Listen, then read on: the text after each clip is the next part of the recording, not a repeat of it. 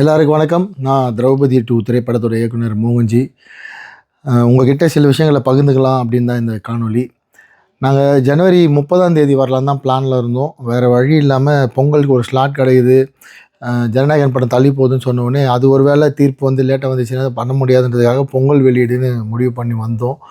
அங்கே கார்த்திக் சார் படம் வாவாத்தியார் வந்ததால் அங்கேயும் தேட்டர் பற்றாக்குறை ஏற்பட்டு நாங்கள் பண்ண பெரிய பெரிய ப்ரொமோஷன் பண்ணிட்டார் ப்ரொடியூசர். ஃபுல் பேப்பர் ஆடு கொடுத்து ஒரு 30 லட்ச ரூபா ப்ரொமோஷன் செலவு பண்ணிட்டார். அதனால் திரும்ப இமீடியட்டாக அந்த ப்ரொமோஷன் யூஸ் பண்ணுன்றதுக்காக 23 வந்தோம். 23 தலைப்படம் கூட வரக்கூடாது, மங்காத்தா கூட வரக்கூடாதுன்னு ஒரு முடிவில் தான் 30ஆம் தேதி பிளான் பண்ணோம். விதி எங்களை கூப்பிட்டு வந்து ஜனவரி 23 கொண்டு வந்து விட்டது.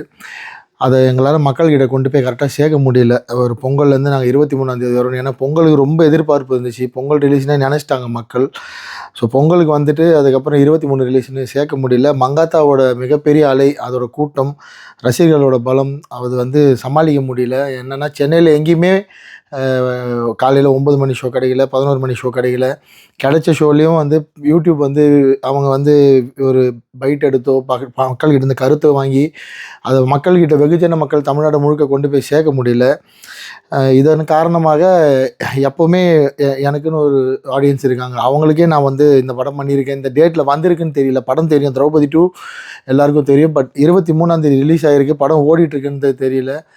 நேற்று எனக்கு வந்து கலெக்ஷனுன்றது என்னால் என்னன்னே தெரியல, என்ன நடக்குது. கிட்டத்தட்ட 360 திரையரங்களில் தமிழ்நாட்டில் ஓடியும் ரொம்ப சொற்ப எண்ணிக்கையில் தான் வந்து கலெக்ஷன் வந்திருக்கு. அது வந்து இது வந்து நான் 2 வருஷம் கடுமையாக உழைச்சி, அவ்வளோ பேர் உழைச்சி ஒரு மிகப்பெரிய வரலாற்று படம். இந்த படம் வந்து இந்த மாதிரியான ஒரு சூழலுக்கு போக வேண்டிய தகுதி உள்ள படமே இல்லை. இது மற்ற டைரக்டரோ மற்ற ப்ரொடியூசரோ வந்து இதை வந்து தாண்டி போயிடுவாங்க. பட் என்ன மாதிரி எந்த பின்புலமே இல்லாமல் சினிமாவில் ஒருத்தர் கூட எனக்காக ஒரு ட்வீட்டு, இந்த படம் நல்லா இருக்குது, இந்த படம் பாருங்கன்னு சப்போர்ட் பண்ணி ஒரு டைரக்டரோ ஒரு ப்ரொடியூசரோ ஒரு நடிகரோ கூட பக்கத்தில் நின்று அந்த மாதிரி ஆளே இல்லாமல் நான் தனியாக போராடி வந்திருக்கேன். உங்களை மட்டுமே நம்பி, மக்களை மட்டுமே நம்பி திரும்ப உங்ககிட்ட தான் வந்து நிற்கிறேன். எப்படியாவது எனக்காக படம் பார்த்த ஒரு 1,00,000 பேர் இருக்கீங்க. இந்த 1,00,000 பேர் தயவு செஞ்சு படம் பார்க்காத மற்றவங்க கிட்ட இதை பற்றி பேசுங்க, கிராமங்களுக்கு கொண்டு போங்க. இது வந்து கிராமங்களுக்கு இருக்க மக்களுக்கான படம் தான்.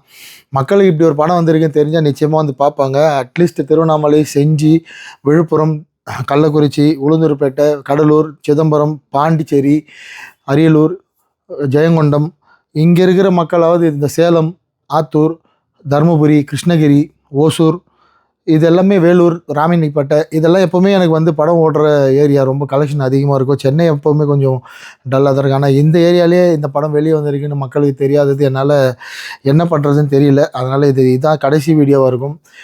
உங்களுக்கு இந்த படத்தை பற்றி மக்கள்கிட்ட கொண்டு போய் சேர்க்கணுன்னு ஆசை இருந்தால், எண்ணம் இருந்தால் தயவுசெய்து கொண்டு போய் சேருங்க.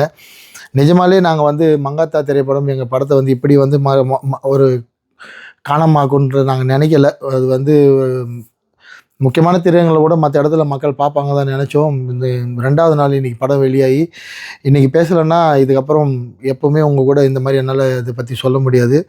ஸோ இது மட்டும் இல்லாமல் இந்த நேரத்தை பயன்படுத்தி படத்தை பற்றி தவறான கருத்துக்கள், நான் வந்து ஒரு ஹீரோ கூட இந்த நம்ம படம் தைரியமாக வரேன்னு சொல்லி போட்டேன். அதுக்கு வந்து அவங்கெல்லாம் நெகட்டிவ் ரிவ்யூ கொடுக்குறதும், நான் திரௌபதி 1 எடுக்கிறப்ப அப்போ என் மேலே நிறைய நீ வந்து ஒரு சில சமூகங்களுக்கு எதிராக படம் எடுத்தேன்னு சொல்லி இப்போ அவங்களாம் எனக்கு எதிராக வந்து போய் பிரச்சாரம் பண்ணுறதும், படம் நல்லா இல்லைன்னு சொல்கிறதும், விடுதலை சிறுத்தையை சேர்ந்த சங்க தமிழனும் தமிழா பாண்டியனும் யூடியூப் சேனலில் உட்காந்து நான் வந்து ஆர்எஸ்எஸ்க்காக 500 கோடி வாங்கிக்கிட்டு தான் இந்த படம் பண்ணேன், ஆர்எஸ்எஸ்க்கு பிரச்சாரம் பண்ணுறேன்னு சொல்கிறதும். அதுக்கப்புறம் போன வாட்டியே அமீர் அண்ணன் பகாசுரன் வரப்பவே இதே பிரச்சாரம் பண்ணுறது தான் என் மேலே குற்றச்சாட்டு வச்சார். அப்படிலாம் குற்றச்சாட்டு வச்சா நான் ஏன் இவ்வளோ கஷ்டப்பட்டு இவ்வளோ படத்தை எடுத்து வந்து மக்கள்கிட்ட இப்படி கெஞ்சின்னு இருக்க போகிறேன்? இது ஆர்எஸ்எஸ்க்கான படமாக இருந்தால், பிஜேபிக்கான படமாக இருந்தால் அவங்களாம் இதை போய் பார்த்துருப்பாங்க. அவங்களாம் பார்த்துருந்தா நான் ஏன் வந்து உங்ககிட்ட இந்த மாதிரி நிற்க போகிறேன்? இது நான் மக்களுக்கான படம், இது மறைக்கப்பட்ட வரலாறுக்கான படம், இது தமிழ் மண்ணோட வரலாறு. இங்கே ஒருத்தன் உயிரை கொடுத்து காப்பாற்றி இந்த மதத்தை, இந்த இந்து மதத்தை நமக்கு வந்து கொடுத்துட்டு போயிருக்கான், இந்த கோயில்களை காப்பாற்றி கொடுத்துட்டு போயிருக்கான் வீர வல்லாள மகாராஜான்னு. அவரை பற்றிய வரலாறு, அவரை பற்றின பதிவு. இதை வந்து நீங்கள் வந்து எந்த அமைப்புக்கு படம் எடுத்தேன், இந்த கட்சிக்கு படம் எடுத்தேன்னு சொல்லி மக்கள்கிட்ட தவறாக பிரச்சாரம் பண்ணி மக்களை படம் பார்க்காம விட்றதுல உங்களுக்கு அப்படி என்ன சந்தோஷம்னு தெரியல. சினிமாவில் உண்மை மட்டுமே சொல்லி இத்தனை வருஷம் நின்று இருக்கேன். திரும்பவும் மக்கள்கிட்ட தான் வந்து நிற்கிறேன். உங்களோட தீர்ப்பு தான் வந்து எங்களை காப்பாற்ற போகுது. நீங்கள் தான் தீர்ப்பு கொடுக்க போகிறீங்க. உங்ககிட்ட ரொம்ப கேட்டுக்கிறேன், தாழ்மையாக கேட்டுக்கிறேன். படம் பார்த்த அத்தனை பேரும் தயவு செஞ்சு படம் பார்க்காதவங்க கிட்ட உங்களுக்கு படத்தை பிடிச்சிருந்தா போய் பார்க்க சொல்லுங்கள். இந்த இந்த ஒரு வாரம் நீங்கள் எங்களுக்காக செய்கிற இந்த இந்த உதவி நிச்சயமாக எங்களை மாதிரி கொஞ்சம் கொஞ்சமாக முன்னுக்கு வர திரைப்பட கலைஞர்களுக்கு மிகப்பெரிய உதவியாக இருக்கும். நிஜமாலேயே எங்களுக்கு திரைப்படத்துறையில் சுத்தமாக சப்போர்ட் கிடையாது. அது அவங்க மேலே தப்பும் கிடையாது. சொல்ல வரல, செய்யணும்னு அவசியம் இல்லை. மக்களை மட்டுமே நம்பியிருக்கேன். உங்கள்கிட்ட மட்டுமே மன்றாடி கேட்டுக்கிறேன். தயவுசெய்து திரௌபதி 2 திரைப்படத்தை பற்றி பார்க்கறதுக்காவது ஒரு முறை யோசிங்க. படம் பார்த்தவங்க எனக்காக ஒரு பதிவோ இல்லைனா ஒரு வீடியோ காணொலியோ போட்டு உங்களுக்கு படத்தை பற்றி தெரியாதவங்களுக்கு தெரிய வைங்கன்னு ரொம்ப தாழ்மையாக கேட்டுக்கிறேன். யார் மேலேயும் எனக்கு கோபம் இல்லை, பட் வருத்தம் நிறைய இருக்குது. இவ்வளோ கஷ்டப்பட்டு 2 வருஷம் இதுக்காக நான் உயிரை கொடுத்து உழைச்சி மக்கள்கிட்ட நல்ல படம்னு பேர் வாங்கியும் மக்கள்கிட்ட போய் சேர்க்க முடியல. எனக்கு என்ன பண்ணுறதுன்னு தெரியல. அதனால் இதில் எதுவும் தவறாக இருந்தால் மன்னிச்சிருங்க. முடிஞ்சால் திரௌபதி 2 படத்தை போய் திரையரங்கில் பாருங்கள். நன்றி.